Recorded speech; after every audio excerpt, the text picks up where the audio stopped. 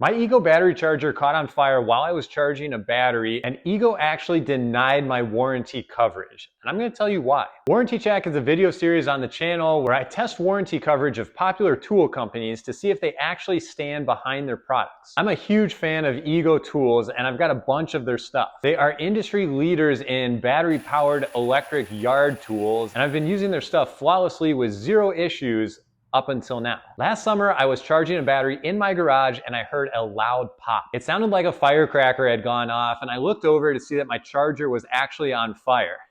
How fun. I quickly ran over, unplugged it from the wall, yanked the battery off of the charger because I didn't want that to catch on fire too, and opened up the garage door to let fresh air in. Now, what you're looking at in these clips is the aftermath of the event, and you can still see traces of smoke rolling out of the sides of the charger. I know, it would have been a much cooler video if I had let my house burn down. I get that, but I intervened to make sure that it didn't escalate into something bigger. I called customer service because my Ego stuff wasn't really that old, and that's the first point I want to make. I had to call. Their website doesn't have a contact section with an email. There's no AI chatbot to assist you with troubleshooting. You have to call a toll-free number. Kind of old school, which is weird for a cutting-edge electric tool company, in my opinion. The customer service rep was nice enough, and I thought it was really funny that they kind of stuck to their script of troubleshooting the charger, even after explaining that the damn thing was just on fire not moments ago. Eventually, we both agreed that the charger was junk. Representative searched my name, and we quickly realized that I had never actually registered my tools. And this wasn't that surprising to me because I generally hate being on any more email lists than I already have to be, and I'm usually too excited to start using my new tools, and registration is easy to put off and forget about later. The batteries and battery chargers carry a 3-year warranty that Ego claims to be industry leading. Based on when I bought the tool with the charger, I was still under the 3-year warranty mark. But without my receipt or proof of purchase, I was essentially out of luck because having a tool registered determines the length of your warranty,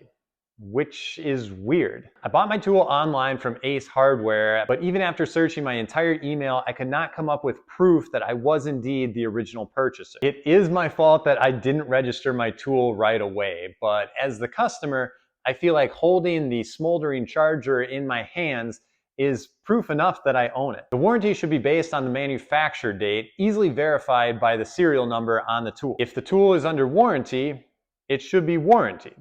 Simple as that. Requiring customers to register tools and then changing the length of that warranty based on whether the tool is registered or not seems like a sneaky way to avoid accountability. Oh, and if you buy Ego tools from a private party like Facebook Marketplace or Craigslist, or if you get a tool from a family member or a friend, none of that's covered under warranty at all. I've tested the warranties of several companies, and some of them, like Stanley Tools and Gear Wrench, are absolutely phenomenal. Unfortunately, I cannot say the same for Ego, and after digging through the language on their website, it seems like they're actually pretty good at finding reasons to not cover their products. Let me know what you think in the comments, and if you like this video, think about subscribing to the channel. I've got more great content coming soon.